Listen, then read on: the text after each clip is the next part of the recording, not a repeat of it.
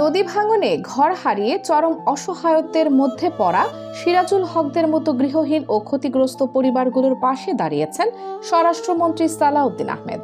তার পক্ষে রামু উপজেলার ফতেখারপুল, কাওয়ারখোপ, গর্জনিয়া ও কচ্ছপিয়া এলাকায় বন্যার্ত ও দুর্গতদের হাতে এসব ত্রাণ সামগ্রী ও নগদ অর্থ তুলে দেন রামু উপজেলা বিএনপির সাবেক স্বাস্থ্য বিষয়ক সম্পাদক ও উপজেলা চেয়ারম্যান পদপ্রার্থী ডাক্তার মাহমুদুল হক জনি। স্বরাষ্ট্রমন্ত্রীর পক্ষে এবারের বন্যায় উপজেলার বিভিন্ন পয়েন্টে মোট ২,০০০ পরিবারের মাঝে শুকনো খাবার এবং ১,০০০ পরিবারের মাঝে রান্না করা খাবার বিতরণ করা হয়। এর পাশাপাশি কচ্ছপিয়ার দৌছড়ি নদীর ভাঙনে ঘর হারিয়ে সর্বশান্ত হওয়া সিরাজুল হক সহ বেশ কয়েকটি চরম ক্ষতিগ্রস্ত পরিবারকে দেওয়া হয় তাৎক্ষণিক নগদ আর্থিক সহযোগিতা।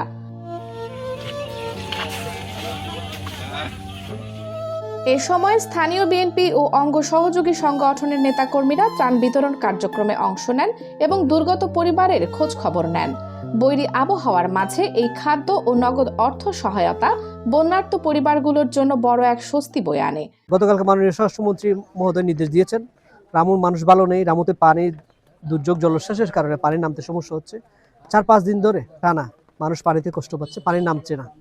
ওনার নির্দেশেই মূলত আমি আজকে ত্রাণ নিয়ে এসেছি। রামু, গর্জনিয়া, কচ্ছপিয়া, কাওয়ারকুপ বিভিন্ন ইউনিয়নে ফতেখারকুল সহ রাজারকুলের কিছু অংশ ত্রাণ দিয়েছি। আমি শুধু এতটুকু বলবো, এটা আমার ব্যক্তিগত পক্ষ থেকে বা সরকারের একার পক্ষে এত মানুষের পাশে দাঁড়ানো সম্ভব না।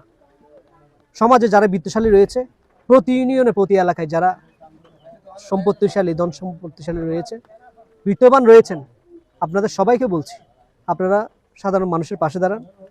আপনারা একজনে যদি দুজন মানুষকে সহযোগিতা করতে পারেন, তাহলে দেখবেন আমাদের রামুর মানুষ সুখে শান্তিতে আবার জীবনযাপন করবে।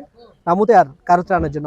দুর্যোগের এই কঠিন মুহূর্তে ঘরে খাবার ও হাতে নগদ অর্থ পেয়ে সন্তোষ প্রকাশ করেছেন ভুক্তভোগীরা। সিরাজুল হক সহ ত্রাণ পাওয়া বন্যার্ত পরিবারগুলো এই সংকটের সময় পাশে দাঁড়ানোর জন্য সংশ্লিষ্টদের প্রতি গভীর কৃতজ্ঞতা জানিয়েছেন। কানিজ ফাতেমা সোমা, নিউজ ডেস্ক, রামু কণ্ঠ।